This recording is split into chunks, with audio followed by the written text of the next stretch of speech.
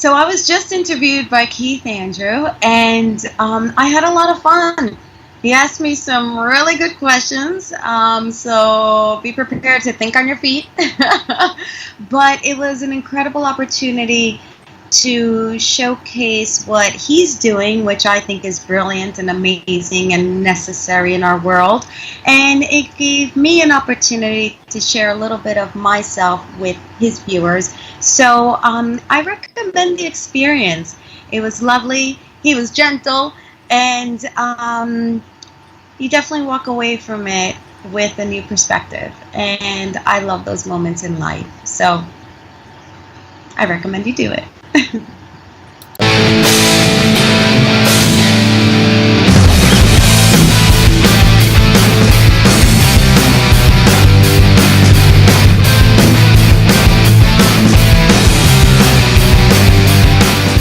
Ladies and gentlemen, welcome to 537. I am your host, Keith Andrew.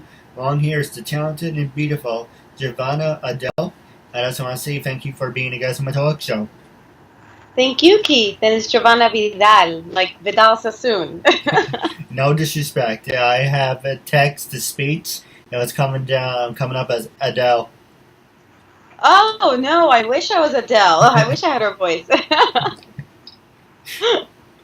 Well, you are better looking. I'll receive that. Thank you, Keith. Now, the next question I was going to... Well, actually, don't mind me. Like I said, haven't done this as of late, so I'm a little rusty. Like I said, I was listening to this guy talking about the moon, and he's basically has his own podcast. And I asked him if he could interview me, and I was listening, and I was sitting back in my chair like this. It's kind of, that's a horrible shot. I have a fat neck. As I was kind of like falling back like this, and I was falling asleep. So, I'm just trying to wake myself up. Yeah, it's been a long day for you, East Coast time. Yeah. No, absolutely. Now, I do my little catchphrase, and we can jump right into it. Okay. I know I have a fat neck. I'm just trying to hide it. No hush now. The whole point of my talk show is to show people that even with having a learning disability, I can still amount to something. And at the same time, I'm able to turn myself into an example for people out there dealing with any types of learning disabilities and disabilities to never give up and prove people wrong. Actually, want me to actually just mess that up. The whole point of my talk show is to show people that even with having a learning disability, this is what happens when you do things when you're half awake. So you're doing great, and I support your mission and your vision. So rock on. No, absolutely. Well, let's get the message out and we can jump right into it. The whole point of my show is to show people that even with having a learning disability, I can still amount to something. And at the same time, I'm able to turn myself into an example for people out there dealing with any types of learning disabilities and disabilities that never give up and prove people wrong. Prove to them that labels do not dictate who you are and who you're going to be, and to prove to them you can still amount to something. With that being said, half hour, 33 minutes of your time. Say anything you want, talk about anything you want. It's basically a normal conversation. And like I said, I'm half awake, half asleep. That's why I'm bustering my catchphrase. But starting off, what can you tell us about yourself? Wow. In LA now for going on 10 years. Very excited because every year has been crossing fingers, hoping that I'd make it to the next year just because Los Angeles is Los Angeles and it does what it does and we love this city. But, it comes with its challenges, to say the least. So I am an actor, host, and voiceover here in Los Angeles.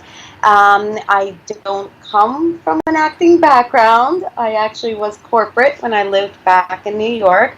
So it's been an interesting journey, this one that I've embarked on. It's been pretty fantastic. And again, not without its challenges.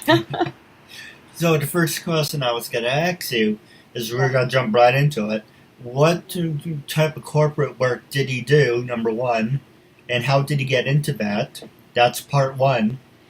Actually, let's just stay with that. So part one of the question is, who influenced you to get into corporate, and why did you make the transition from corporate to entertainment?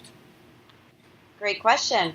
So, I was living in New York. I have strict conservative traditional parents, and they absolutely mandated that us four girls, we're four girls in my family, we all went to college and that we all worked for a Fortune 500. Like, that was pretty much the mandate at my house.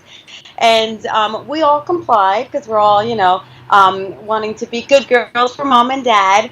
So that was my inspiration. I wanted to do right by my amazing parents and my amazing grandmother who also raised us.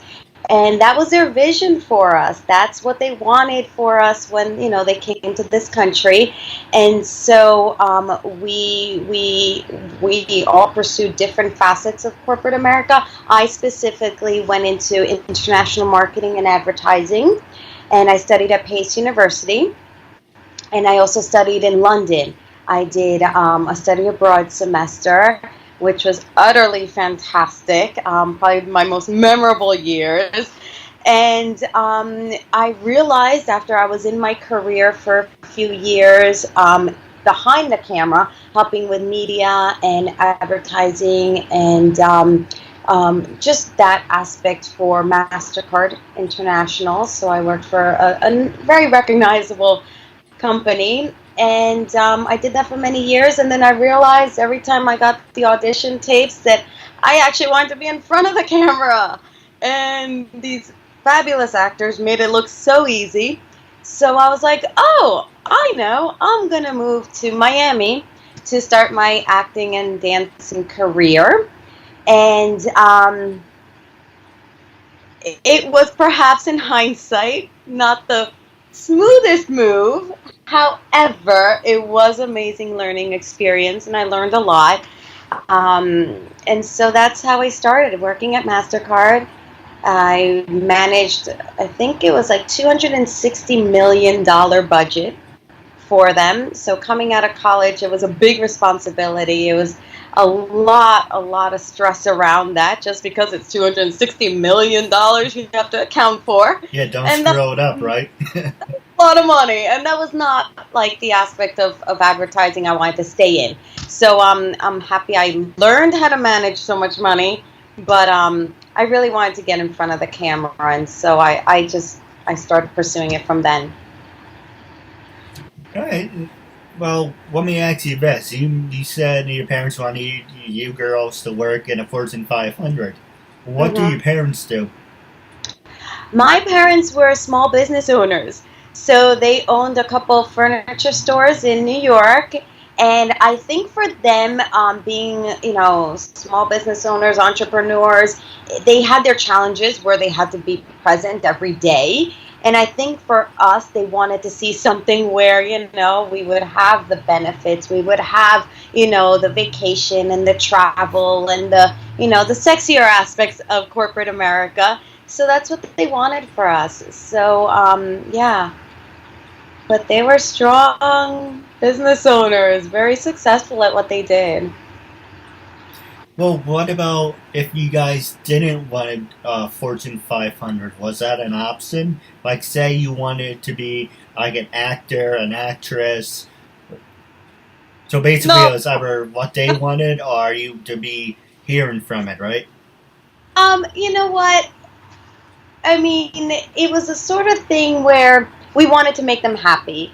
And I always wanted to act and be in front of the camera, but I wasn't allowed to take acting classes. So when I was in middle school and high school, I would sneak out and take acting classes, improv, fun classes in New York. But it just, yeah, I didn't want to go against my mom.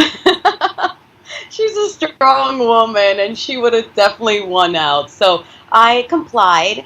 I'm happy I did. I don't have any regrets about what I did. It just wasn't my chosen path.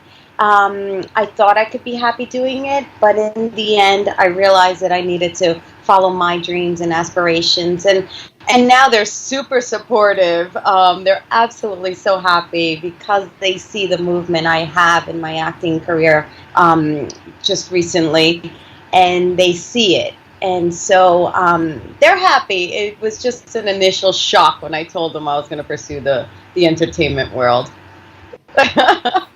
Well, let me ask you this. For people who want to follow in your footsteps, what are the steps to get into a Fortune 500?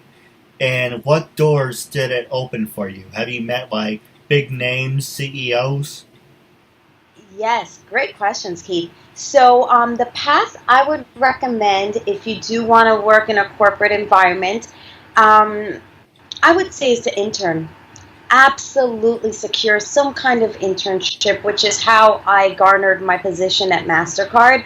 I interned for them. I did like 3 or 4 different rotations in the summer and winter breaks from college.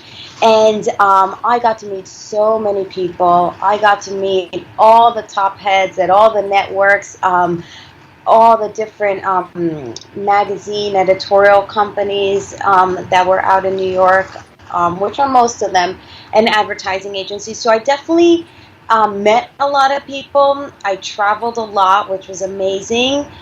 And I would recommend, absolutely, if you're still in school, to do a study abroad if that's possible. I highly recommend it just because it opens your world up to different experiences. And the internship, again, I think is really valuable. And also making yourself, well-rounded, like volunteering and doing things that serve the community, serve the world. And those would be my top 3 tips for anybody who wants to go into corporate America. Alright, now the next question I was going to ask you is kind of what the show is based on. Learning disabilities. Have you ever worked with people with disabilities? And, well, besides me, apparently, you're doing the interview. But have you ever worked with people with disabilities, and would you be willing to work with people with disabilities? Great questions again, Keith. So the answer is yes. Um, Again, going back to my volunteering, that was always very important to me. And all throughout high school, middle high school, when I was old enough to volunteer in hospitals, I would do so. So some of our rotations, some of our interactions would be with people with disabilities, and our function was to really bring smiles and joy and play. Sometimes they were a little younger, so that was a fantastic time because it just really makes you realize that it's so much more than this. It's so much more than, what we are accustomed to seeing and doing in our society, that it has to be a certain level of something. And that's not always the case. And opening your heart to people who perhaps might have different challenges, because we all have challenges. It just depends what they are. And if you do have a learning disability or a disability, you work through those challenges, and you find what your happy place is, and you create a talk show, or you go out and you're an inspiration to younger basketball players by playing basketball in your wheelchair, if that is your gift, or whatever the case may be. So for me, volunteering and working with cross spectrum of people with different challenges was a beautiful, beautiful time of my life, and I continue to strive for those opportunities always. No, absolutely. You pretty much have to prove to people. You have to scratch and claw your way to the top. Now that brings up 2 points to you I want to ask you. The first one is, not to sound like an asshole question on my part, but I want your opinion.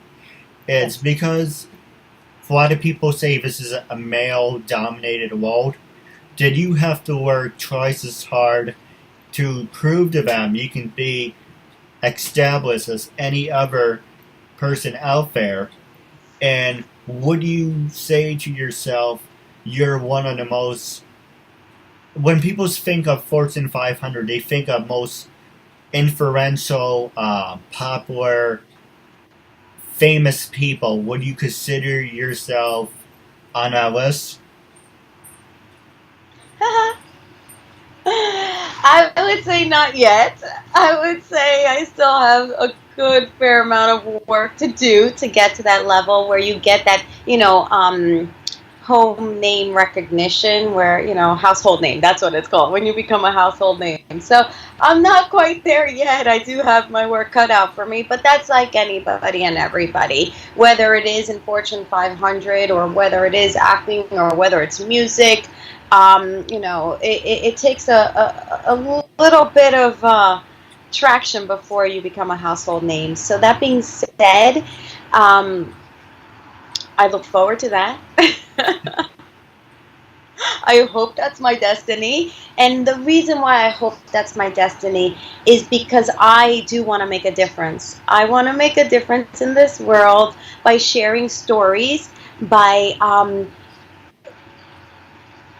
sharing stories so that, the viewer can see themselves in what I project on screen for them. So that's how I want to make a difference. That's one of the many ways I want to make a difference. And I do hope that I become a household name, because that means that people are seeing the message that I want to put out there, and that they appreciate it or like it or welcome it. And that, to me, is why I want to be a household name. No, absolutely. Now going back to working your way up, but have you had people look down on you, and how hard or harder have you worked your way up? Thank you. You're right. I didn't answer that question about the male-female component in this world. I'll tell you, as a female, again, we all have our challenges. As a female, it can be tricky, just because there are people, both male and female, who take advantage of their power. Right. And that's unfortunate, but that is a reality in our world. And so there have been some tricky situations where you don't want to deal with, that, what's the word? No one wants to ever be put in a situation where they're being taken advantage of, or, being felt stupid, or, subpar, or, inferior. Those aren't the way any human want to feel.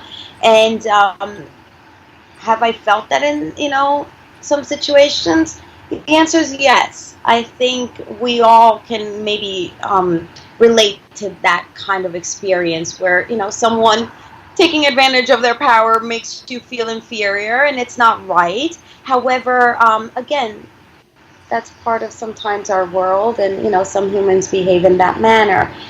As a female, I have also benefited in many ways because, scholarships, for example. There are scholarships that are specifically for women. So I have benefited, for being a female. Sometimes companies need more females in their employee base. Guess what? I benefit in that aspect. So for the times that I've had to deal with someone who has wanted to take advantage of any kind of situation, I've also been able to take advantage of some privileges for being a female. So, you got to take what you can get and run with it. Well, let me ask you this. Do you think that's fair? And I'm not saying that because you're a guy, you're a girl. Let's use the same logic, but let's use the disability thing as we place the guys with older male things. We place older males with disabilities. Now, do you think that's still fair if you say you would cater to one side than the other? Like you just mentioned, there are scholarships that does cater to women. But do you think it's fair for people who have disabilities that they basically get the short end of the stick? No, it's absolutely not fair. It's not fair for anybody to get any short stick. I mean, we should live in a country, in a world, in a society that everyone's treated equally. So, no, it's not fair. And I think it's a sort of thing where, us humans have to be more understanding and more compassionate. Just because we look different, we see different, we have different lens that we view the world with that are different. Um, just because that's the case doesn't mean you treat anybody differently. We're all humans, we're all people, we all want the same things, we all want love, we all want fairness, we all want justice, we all want these, like, amazing, amazing, idealistic, perhaps, I don't know. But I would love to live in a world where none of that mattered. Um, Sometimes it's a little difficult because we're curious. And I think that's like when you see a child, ask a question to someone, perhaps with a disability, and it's not like a, an appropriate question to ask, but they're curious. Right. I've had this situation really recently. The green screen um, acting job, hosting job that I did just last week. My child, he asked somebody who was in the production crew an quote unquote inappropriate question because he did have a disability, but the child was curious and he doesn't have the adult wherewithal to know better, perhaps, to not ask. But he was curious, and it was beautiful that he asked. However, everybody felt a little uncomfortable because, you just don't want to put anybody in an awkward situation. However, the gentleman answered, and his answer was lovely. The child got his answer, and we all felt closer to the person who did have a disability because it was like, all right, we all now understand, why you have, you know, no arms in this situation specifically. Um, and it's okay. But, we are all curious human beings, and I think perhaps if, we can satisfy that curiosity, then there wouldn't be that need to look at anybody differently. Right. If that makes any sense. I don't know. You could tell me perhaps how you feel about that. I don't know. Um, well, then we gotta take a quick commercial break. I recently, a while ago, I used to work in Woodbury Commons. And I think it was like the Screen Actors Guild, or it's something S5, SF5, or whatever the hell it was. So it was something was a bizarre name. But they were doing pictures. And I walked past this guy and I saw a wheelchair. And I was thinking, okay, what's the big deal? But I'm looking at him, and I'm thinking, something's off about him. And as I was getting closer, because I was walking by, but I'm looking at him from the corner of my eye, I noticed he didn't have a torso. So he was basically from the stomach up, and I basically, I can't deal with stuff like that. I'm too very sensitive. If that was me, just put a bullet in me, because I'm very sensitive when it comes to stuff like that. And I said, you know what? I didn't say it to him, because I was I basically was white in the face. But I'm gonna say it now. He's a stronger human being than I would ever be. Because I would look for the easy way out. But here he is doing his everyday job, everyday work, and I take my hat off to him. He's a stronger person than me. It bothers me to be around people with disabilities. And a lot of people criticize me and saying, you're doing a talk show about disabilities. Yes, but you're saying it bothers you to be around people with disabilities. Kind of makes you sound like a hypocrite. But it's kind of like, I give you an example. I'm what's labeled as classified as mentally disturbed, mentally disconnected, retarded. I read and learn at a 5th grade level. So I see and focus things on a different wavelength than most people. But when I see someone missing an arm, missing a leg, especially missing half of their body, and that really bothers the hell out of me. And I'm not saying by any stretch of the imagination that I'm a better person than them. I'm not saying because of my disability, I'm very more aware and sensitive of subjects and situations like that, if that makes any sense. It does to an extent, because obviously I can't relate. I don't have a disability, a visible disability. So I can't say that I, agree or disagree with you. But what I can say for myself is that I too am sensitive. And for me, what I feel is perhaps that other person's struggle. Yeah. And how difficult it is, as Jovanna sometimes, to face the world. And you wouldn't think that. Looking at me, you would think like, oh, she's got it all. Guess what? I don't. Yeah. I don't try to give the impression that I have it all figured out or that I have everything kind of, sorted and well sorted. That's not the case. However, outsider looking in, you don't know what somebody's going through. So, to your point, that gentleman who is out and about with perhaps, missing parts of his body, like you described, he is a bigger person. Because how many of us wouldn't know how to, I'm on camera and I'm like, oh man, I broke out. And that's a big deal. But guess what? That's not a big deal in any grand scheme of things. And so to say that he's a bigger person, you know what? I'm going to agree with you on that. Because that takes a lot to go through life in a way that most of us can't understand or relate or, that saying, walk a mile in someone's shoes, Well, to walk a mile in someone like that shoes, it's not easy.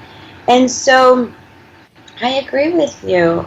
He is absolutely a bigger man than me as well, because he's still being active and putting himself out there, because it could be so easy to, to hide, to never come out, to maybe, isolate yourself. And so huge kudos to him and huge kudos to you as well, because not everyone has the courage and the bravery to go forward. And I'm talking about people who don't have these additional challenges to deal with. So huge kudos to you all. And if it upsets you because you're a sensitive person, then you know what? Then at least you have the wherewithal to not only accept that, but realize that about yourself. And huge kudos to anyone who can say something about themselves that perhaps someone else might not agree with. Because that's the world we live in, Yes, you want to be kind and you want to treat everyone with respect. But if this is the way you feel, you're entitled to the way you feel, and you're entitled to vocalizing that as well. So that's my 2 cents.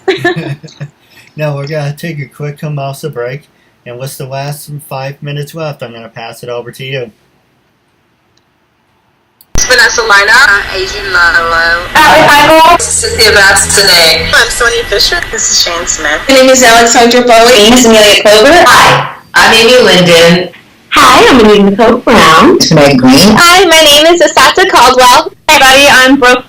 Hi, I'm Brynford. Hi, I'm Casey Dunn. Hi, it's Cassandra Kavinsky. Hi, I'm Christina Briza. I'm Cindy Hogan. I'm Courtney Sinello. Hi, I'm Daisy. My name is Deborah Jane East. Hi, my name is Dinah Marasea. Hi, everyone, I'm Victoria London. Hi, I'm Heather Crona. Hi, I'm Heather Callahan Stevens. Hi, I'm J. Nicole Ralph. My name is Jamie Petrell. My name is Terry. My name is Julia Brankovich. Kathleen Wills. Kimberly Amato. Hi, my name is Laura Putnam. Hi, I'm Laura Chapanis. Hi, everyone. I'm Melissa Damas. This is Michelle Mupo, a.k.a. Fuchsia. I'm Rachel Rivera. Hi, my name is Sarah Joy Mount. Hi, I'm Susan Brender. Hi, everyone. This is Venus Leone. Hi, I'm Showtana. Hi, I'm Stephanie Herrera, and I was just on the Keith Andrew Network. It was tons of fun. We used up all our time and then some. I really recommend this show, and try to be a guest on Keith's show. It was super fun. Ladies and gentlemen, welcome back to the KeithAndrewNetWork. I am your host, Keith Andrew, and this is episode 537. I'm here as talented and beautiful Jovanna. I just want to say thank you for being a guest on my show. Happy to be a guest. Thank you for having me. And the honor is all mine. For people who want to know what, well, actually I'm listening to my catchphrase again, but you already know it. No reason to butcher it again. What's the last 5 minutes left in counting? The last subject I want to ask you is social media. Can social media make you or break you? And with that being said, I'm pass the show over to you, and you can have your remaining time. About social media? Wow, social media, I have to admit, I have a love-hate relationship with social media. I love it because I can share what I'm doing. I can share, moments with my family and friends. I can meet people like yourself and have opportunities like this. For all those reasons, I love it. The reason why I don't love it is because for me, it's a little bit of a challenge to keep up with it. I am one of those people that likes to be present and if I'm doing something really cool, I want to be in it and I want to take a photo, but I don't have the speed or the capacity to post it right away, So for me, it's like, whoa, if I post something, I'm going to miss the moment. If I, don't post it, then I miss the opportunity to share it. So that's a little tricky for me, and I'm still trying to figure that aspect out. But it's here to stay.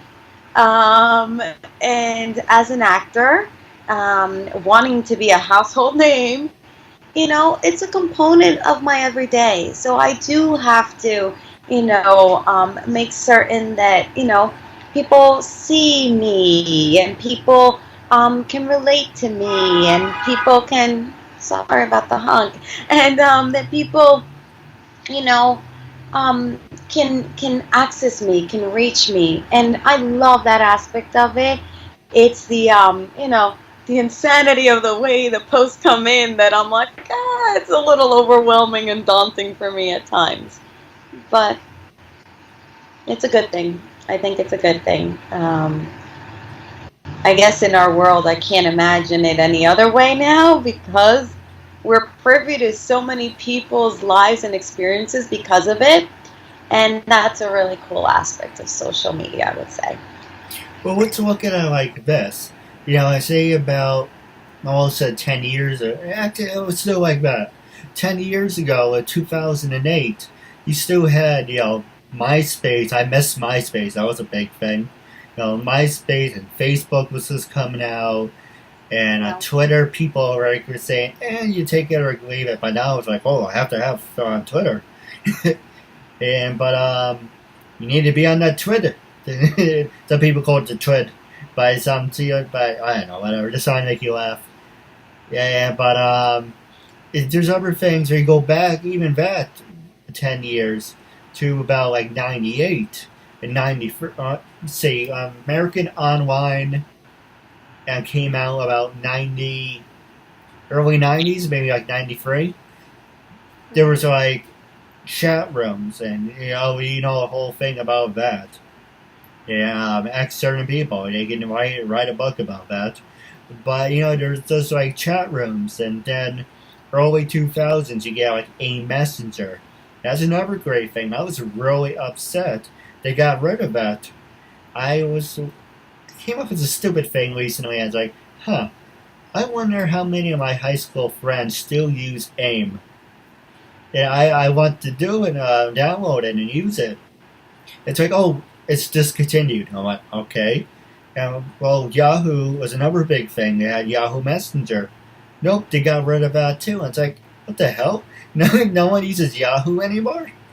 And it's kind of it's a way you look at it, there's, everything's constantly evolving. You went from beepers to a messenger to the tweet, or the tweeter, or whatever the hell you want to call it, to Twitter, or whatever new slang people are calling it, to Instagram, Facebook, MySpace, Snapchat, Vine, Eventually, it's all going to be replaced by something. Eventually, you're just going to hold out your hand like this, and a person's going to magically appear in a hologram.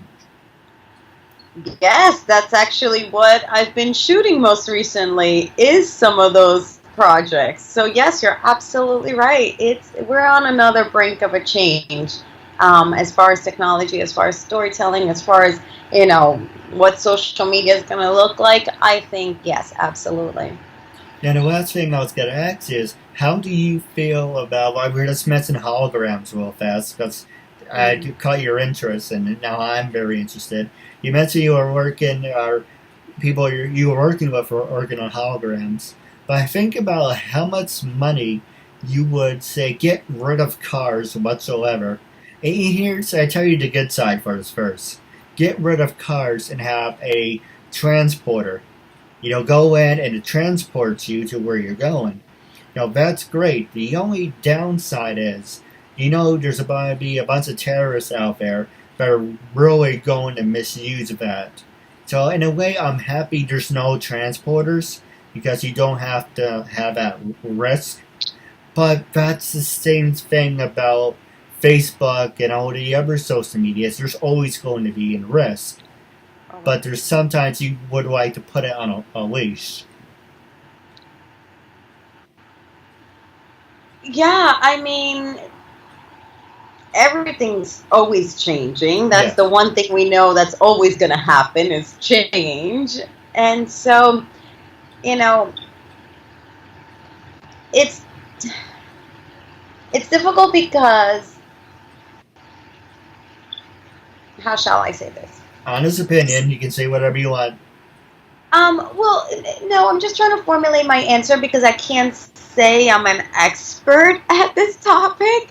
But yes, you watch those videos of these transporters that you speak of that are going to be elevated, and the cars are going to be underneath, and this is going to be like the bus that goes above, it doesn't have to, be on the road. And you look at these, and it's unfortunate that we live in a world where, terrorism is a reality. We're both I'm originally from New York, so we know firsthand, that very awful experience that all New Yorkers had to encounter firsthand many years ago now. And we never want that to be duplicated again, anywhere. And it's unfortunate that that's where our mind goes. And but I think technology that's meant to improve our lives is a beautiful thing. I don't enjoy the in-between stages while the infrastructure is being created, because that creates, I live in Los Angeles, again, a lot of traffic and a lot of mayhem, a lot of craziness. So it'd be great if everything was easy and you could snap your fingers and it worked well and you didn't have any risks. But that's not the reality of the world we live in. And, anything that's going to make our lives easier and better, I'm a fan of. It's that adoption period that's always interesting, because you just don't know how it's going to fall into place. But it shall be seen. Yeah, it's like what Professor Sharon said. Life is a cruel and mean and heartless place. It will beat you down to your knees. It will keep you on your knees. But it's not about how, I know I'm probably just butchering it, but it's not about how hard you get hit. It's about it's not as hard as you can get hit. It's about as hard you can get hit and keep moving forward, because that's what winning is. That's what winner does. I had to work on that. But that's absolutely the right sentiment, It's not how many times you get, kicked down. It's how many times you come back up fighting, come back up swinging. And that is, survival of the fittest in our current world. We don't have to worry about the saber-toothed tiger. But we do have to worry about, staying in it.